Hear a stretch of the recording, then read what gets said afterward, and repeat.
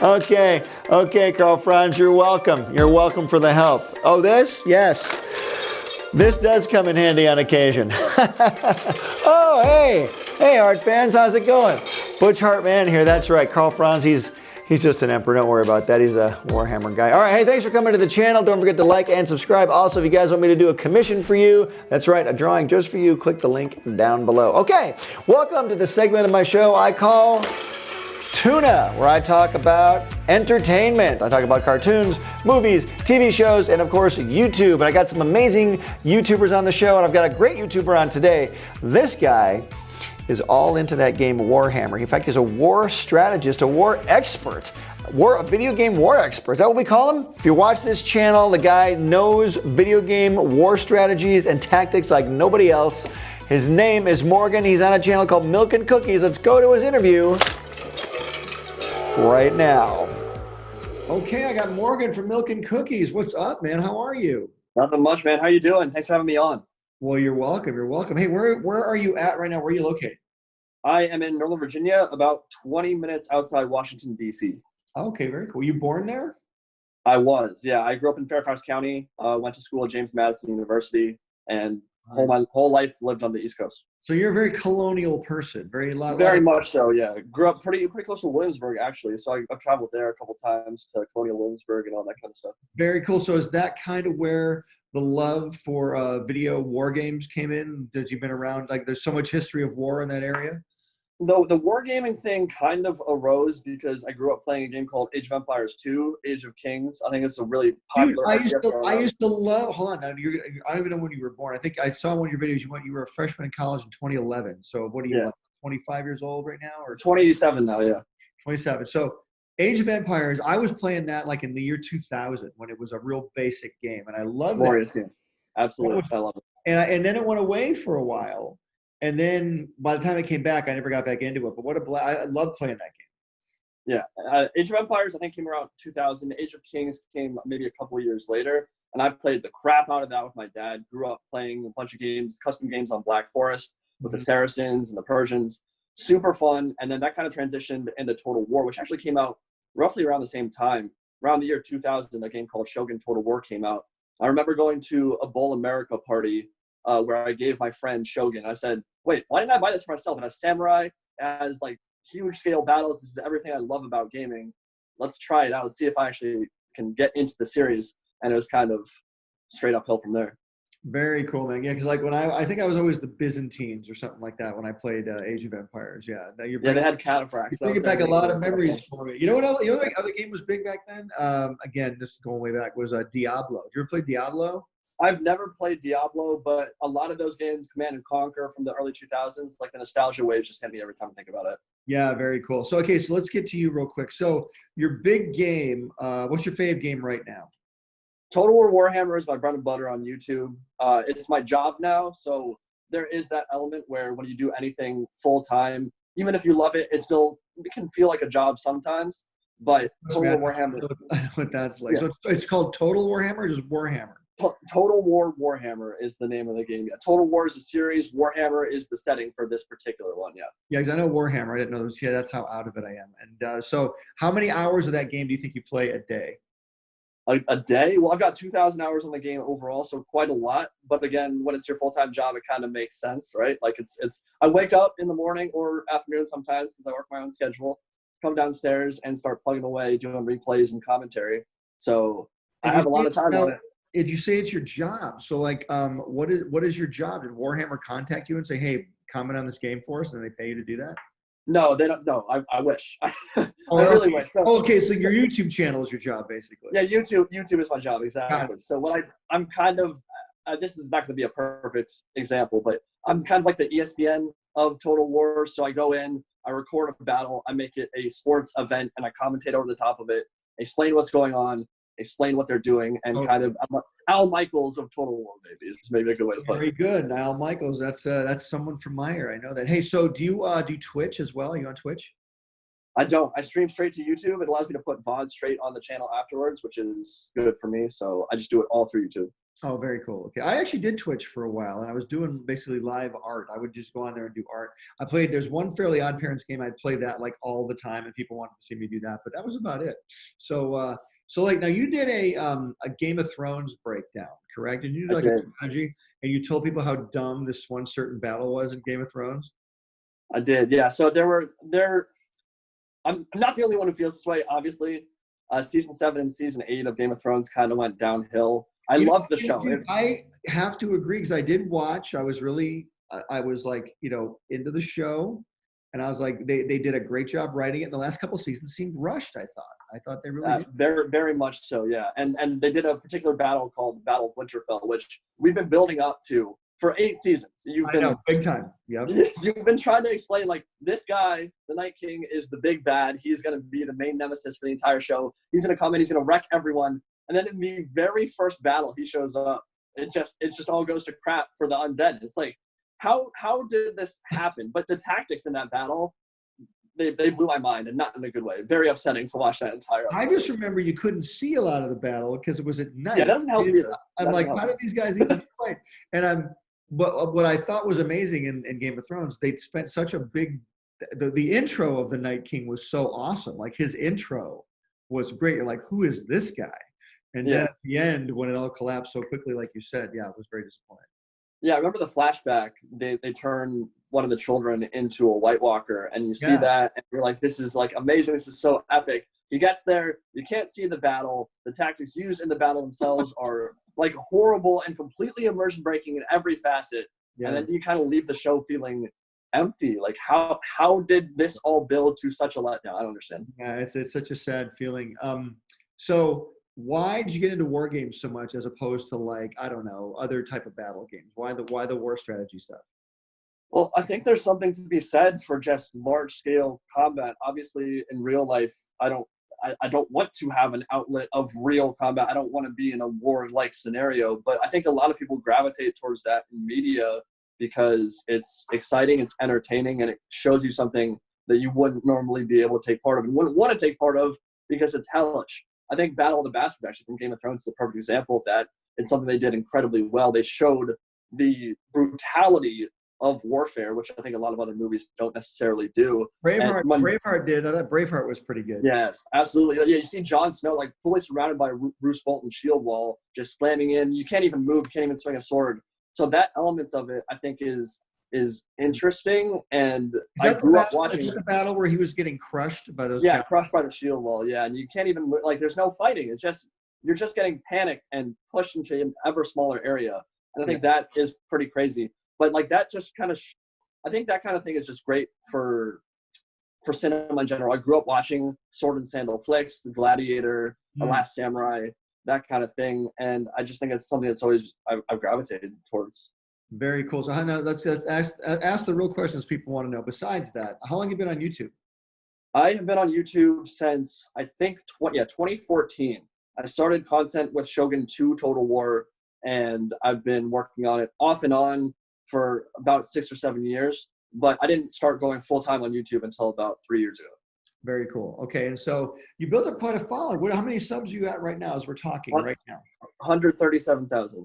That is huge, man. Congratulations on that. Thank you. Much appreciated.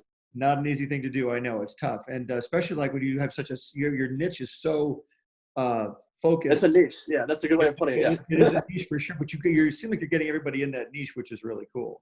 Yeah. What would you recommend if people want to be like you and get a channel up to 137,000? Like what would you suggest to them? I think the important thing as a YouTuber is you need to find, like you said, a niche that other people aren't necessarily doing. If you want to break into content like Battlefield or Call of Duty or like a super, super popular game, I think it's really hard because there's so many people doing it. I think it was easier for me because when I started 6 or 7 years ago, there weren't a lot of commentators for Total War. I certainly wasn't the first. There were plenty that came before me, Heir of Carthage, Prince of Macedon, those kind of content creators. But I was relatively new on the scene, in a scene where there wasn't much competition, which helps. And I think one of the most important things when you're doing this is you don't want your channel to stagnate. You have to create new content. You have to keep people excited and interested. And if you're just doing the same thing over and over again, and you're not improving your channel, it's going to be hard to grow it. So Right. I think there's still an upper bound in the Total War sphere until they go to a completely new setting, where like your channel won't be able to grow that much more, which is why I've been trying to expand to other games and include other content like the Game of Thrones stuff.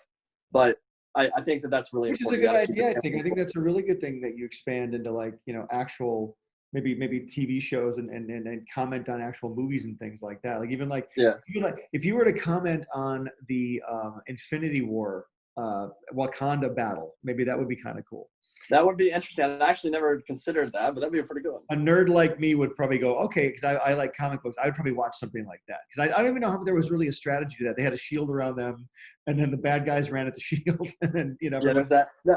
I think the interesting thing about living in 2020 is, I don't know, maybe 20 years ago, like people didn't want to embrace the nerdiness. I mean, obviously nerds have been a thing since forever. I was there, and they did not want to embrace the nerdiness. Yeah, exactly. So that's one thing I'm really happy about making content in 2020 is you just got to embrace the nerdiness. Like if this is your passion, if it's something you enjoy doing, work it in and make it a part of your life. There's absolutely no shame in it whatsoever. We all need an outlet. That's a good way to do it. Hey, I got a couple other questions. So let's see. So you went to college. What'd you go to college for? Marketing. So I have a business degree from James Madison. Good, that helps, because then you go on YouTube. You're making a living off of YouTube. So like college did come in handy with the business end of it, right? Absolutely, yeah. Good, man. Good. So, well, that's cool, dude. So look, I just want to say thanks for coming on. You got any questions for me, by the way? Well, I heard we might be doing some Danny Phantom trivia, so I can try to. Yeah. Well, I don't know. Are we doing that? Yeah. Are you good at Danny Phantom? You think you can do Danny Phantom? I've watched the show. I will say I grew up a Cartoon Network guy. I watched a lot of Toonami, Rurouni Kenshin, Dragon Ball Z, Yu Yu Hakusho, that kind of stuff. Every show. You watched every show, but did you ever watch Fairly Odd Parents? I've seen some of it, yeah. Okay, what'd you rather do? It's been a long time though. Okay, do you want Fairly Odd Parents or Danny Phantom trivia? I think we can do Danny Phantom. Okay. Or I'll try my best. I can't promise anything. Okay, here we go. Let's see. I'm looking for the Danny Phantom trivia. Where is the Danny? Oh, here we go. All right. I'll go easy on you if I can. Okay, ready? Here we go. Okay, please do. All right. True or false? Butch Hartman wrote the Danny Phantom theme song. False. Incorrect. I did write. Okay, I had a 50% chance and I got it wrong. You did. Well, that was an easy question, though. That's okay. Yeah, well, You're on fire. I just failed. That's okay. Here's another one. What is Danny Phantom's catchphrase? Catchphrase. I want to say, like, when he went to the Phantom Zone, he came out and started saying, like, what does he say before he transforms into Danny Phantom? He says, "Ghost time" or something. Ghost time. Close. Very close. He says, "I'm going ghost." Going ghost. Yeah, that was close. Going ghost. Going ghost. First of all, I'm flattered you're a fan. We're going to keep going. Here we go. All right. No, you're doing great. Hold on a sec. So, what is the device Danny carries whenever he needs to contain a ghost? What's the name of his ghost container? Well, he has ectoplasmic powers, and he can, like, force them into that container. I remember that well. The name of that container, it's something with ectoplasm, but I can't. Well, yes and no. The ectoplasm is a big part of the show, but it's called the Fenton thermos. It's a thermos he takes. Fenton thermos. And it's designed to catch ghosts. So okay. you want one so more? 0 for 3, we're killing the game right now. We're doing really well. You're doing fantastic. This for sure. It's a great. 0%'s really good. You're right. You're getting at least 18% of these right. Okay, here's one more. Okay. You just guess a year. I'll give you a year between 2001 and 2006. What year was the Danny Phantom pilot aired? 2003. So close. 2004. 2004. I thought it ran 2003 to 2007. It ran 2004 to 2007, but very gotcha. Good. You know what? I'm just. Let's give him a round of applause. Really good. Oh yeah, for 0 for 4. Oh yeah, for sure. Give it up, baby. Give it up. Give it up. No, but you got in there and you tried. That's all I care about. Thank you for trying. No problem, dude. Cool. Yeah. Do you have any questions for me? What have you been up to recently? What have you been doing? I've been doing my YouTube channel a lot lately. It's a real good creative outlet for me, as you were saying. You know, I get to do original drawings on there all the time. I get to meet awesome people like you, get to interview YouTubers, and I get to do, if I just want to make a video about, I'm actually doing a video. I don't know if it'll be out by the time we do this, but I'm doing a Warhammer in the Fairly Odd Parents style video pretty soon. So I want to do that. where I draw the characters. Yeah, Raul was asking if I wanted to be a part of that. I would definitely be down to do some voiceover stuff for that. If you want to do it. Maybe we'll consult with you on that one where I'll do the Warhammer drawings. I can have you help me narrate the video. That'd be kind of cool. I could absolutely do that. I'd be down for that for sure. All right, there you go, man. Cool. Well, good, man. Thanks for being on, Morgan. I appreciate it. All the best of luck to you on the channel. Thanks for having me, dude. Appreciate it. You got it, man. And I'm going to keep watching because I want to learn more about how to ride a griffin into battle. I've got to do that now. Perfect. There are a lot of crazy Warhammer monsters in this setting. Absolutely got to ride one of them. Very cool. That'd be the one I would ride. I'd ride a flying creature, I think. Griffins are pretty cool, yeah. I mean, you don't want to fall off, obviously, but there's every other creature in this world will just eat you for dinner, so you might as well ride the griffin. I was like, how do I hold on to things? It's like you gotta have a rein around things' neck. I love on Game of Thrones, you would always like hold on to the dragon's skin. I'm like, oh my god, and the dragon's It looks like the most uncomfortable ride ever. I don't know how she did it. Scary. Yeah, absolutely. I know. All right, dude, hey, nice to meet you. Have a great day, and we'll talk to you soon. Nice to meet you as well. Have a good one, man. All right, buddy. See you later. Okay. Awesome interview with Morgan. Thank you very much, Morgan, for coming on. You know, I love what he said about his YouTube channel. You know, that's what he loves. That's his niche. He loves that war strategy video game stuff. And you know what? Not something I'm into, but he's into it, and a whole spectrum of audience people are into it. So it's awesome that he really fulfills what people are looking for in that niche. So way to go, Morgan. Working hard. I'm proud of you, and thanks for coming on the channel today. Okay, let's draw something really special for Morgan right now. Let's go. Okay, let's draw something cool for Morgan from Milk and Cookies. I didn't ask him what he wanted me to draw him, but I think I know what he wants.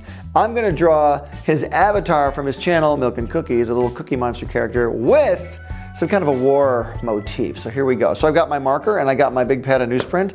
Remember, these are very cheap items. You do not need to be a millionaire to learn how to draw, learn on very expensive material. When you start getting better, then you can buy more expensive stuff, but don't think you can't learn just because you don't have a lot of money. You can start with any material. Here we go. All right, so I'm gonna draw the avatar from Milk and Cookies. He's a cute little guy. It's a couple circles. Let me see here. Start with a circle, and then another circle, and then another circle, and then another circle. So I've got 4 circles I just drew very quickly. Suddenly I got a pair of eyes, right? And his little, let's see, his little Cookie Monster face is kind of fuzzy, so now I'm gonna be drawing a lot of hair, little hair wisps on the side of his face. Let's go into the smile there, though, the little Cookie Monster smile. There we go. So I got the smile going. I think Morgan will like this. And let's see. Now his little Cookie Monster has tentacles instead of hands, and there's a cookie in the hand. So what we'll do is let me see. I'll do a little, how about let's see, a little helmet flying off of his head, like a little war helmet. All right, like that. And we'll put like a little Roman hairbrush on the top, that little, I don't know why the Romans had that, the little hairbrush thing. It must have been a practical reason for the hairbrush. This is like the Marvin the Martian Roman helmet. I wonder what that helmet was for. I wonder what they did the brush for. Were they cleaning their guys above them shoes? I don't know what that's for. And you know what, dude? We'll put some like Viking horns on it too. We'll just kind of give it our own original spin. There we go. And let's see, his body is a little fuzzy body. He's got these tentacles. Cookie Monster doesn't normally have tentacles, but this guy does. We'll give him some tentacles, and then I will make this tentacle, we'll give him some kind of a battle axe over here. I'll give him kind of a little battle axe. So that will come out like that. That will come down, a little spike, a little very deadly little hammer here in the hands of a child. So there we go. Just a little handle, the little tentacles come down. Remember to always draw through your picture. I'm kind of visualizing the hammer with the tentacle around it, which is why I didn't draw the whole thing at first. Okay, and kind of finish off his body, make it a little bit round. Again, little wisps of hair. And then we'll just give him some little fuzzy feet. Here's his little fuzzy feet. All right, and there we go. We've got a Cookie Monster sort of Warhammer. Oh, gotta give him a cookie though. Where's his cookie? A little round circle. Oops, messed that up a little bit. Chocolate chips on there. Okay, he's ready to go to war over his cookies. And I will just sign this. And there you go. Okay, what can your brain come up with when you sit down to draw something? And if you're gonna start a YouTube channel, what would your avatar be? You should probably think about that. It'd be kind of fun. You know, people look at your avatar and boom, they just know it's you. So, you know, what are you gonna come up with? My avatar is a little caricature of me, so, you know, that was about as original as I could get at the time. But should I get a new avatar for my YouTube channel? And if I do, what should it be? Let me know. And did you like Morgan? Do you like his channel? Go check it out. We're gonna link it down below. Morgan, thanks again for being on Milk and Cookies War Strategy video game. If you guys are into that, go check it out. He's awesome. And look for our upcoming Warhammer collaboration pretty soon. Okay, all right guys, thanks so much for watching. I really appreciate it. Who else should I get on TOONA? Let me know. If I can get them on, I'll get them on and we will talk and we will say the things that you want to hear. All right guys, thanks so much for watching. I really appreciate it. Don't forget art, Warhammer, cookies, and this weird helmet gives you power. Use it wisely. Hey Heart fans, subscribe here to keep up with me, Danny, Timmy, Dudley, Bunsen. Click here to check out my other YouTube channel, the NOOG Network. Click over here to watch my most recent video and here to start a playlist related to this video. Whoa, check out that awesome fan art. To be featured here, use hashtag HeartFanArt and tag me. I'm on every social media platform known to man. Cartoon Butch out. Pencil drop.